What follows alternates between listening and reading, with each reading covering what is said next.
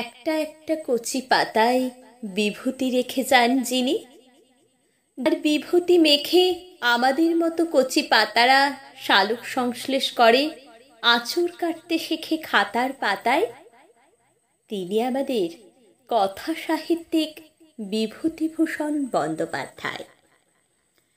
কাগজে কলম চোয়ানো কালি দিয়ে তিনি এঁকে গিয়েছেন বিশ্বে চলমান পথের পাঁচালী, যে পথে দারিদ্রতার কষ্টকে ছুঁয়ে বেঁচে থাকে ভালোবাসা। বালকের আকর্ষণে আমাটির ভেপু তৎকালীন বাঙালির ছোটবেলা এক চলমান দৃষ্টান্ত স্থাপন করেছে বিশ্বের দরবারে যে উপন্যাস, যার কারণে জলের দরের বাল্যকাল হয়ে রইল মূল্যতীত।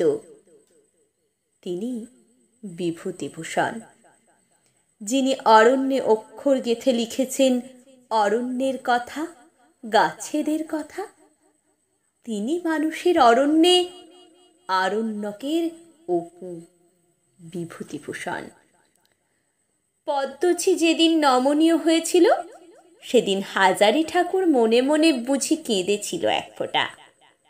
তাল নবমীর নেপাল আর গোপালের এক মুঠো ভাতের কান্নায় যিনি অভিজাত সমাজের চোখের ঢুলি খুলে দিয়েছেন, যিনি চিনিয়েছেন অভাব কি, আক্ষেপ কি, খিদের কষ্ট কি এবং মান নিয়ে বেঁচে থাকা দিনের দীনতা, তিনি বিভূতিভূষণ।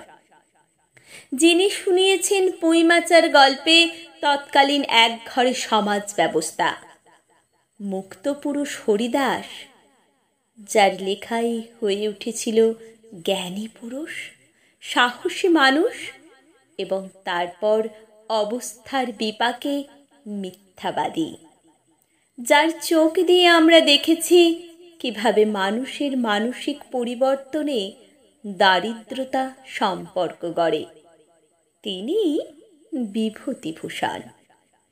ব্যারাকপুরের পৈতৃক নিবাসে বসে লিখেছিলেন পথের পাঁচালী, ইচ্ছামতি, চাঁদের পাহাড়, অপরাজিত, অশনি সংকেত, মেঘমল্লার, আরও কত।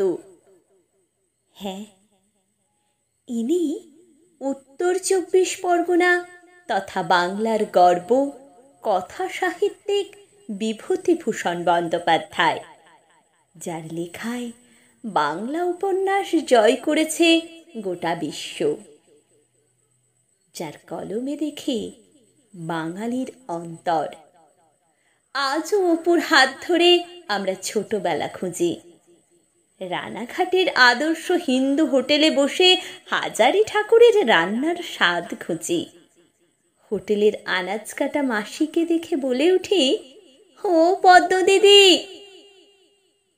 আজও পথের ধারে দেখি সর্বজয়া হরিহরের সংসার, টিভির পর্দায় অপুর চোখে রেল ইঞ্জিন দেখি, শুনি রেলগাড়ির শব্দ। আজও কাশবন দেখে হঠাৎ করে পৌঁছে যাই শৈশবে, তারপর খুলসেমারির বিলে যায়, বীরু রায়ের বটতলায় যায়, উলকলমির ঝাড়ে বউ কথা কও পাখি দেখি, জঙ্গলে রান্নার জোগাড় করি অপু হয়ে, দুর্গা হয়ে।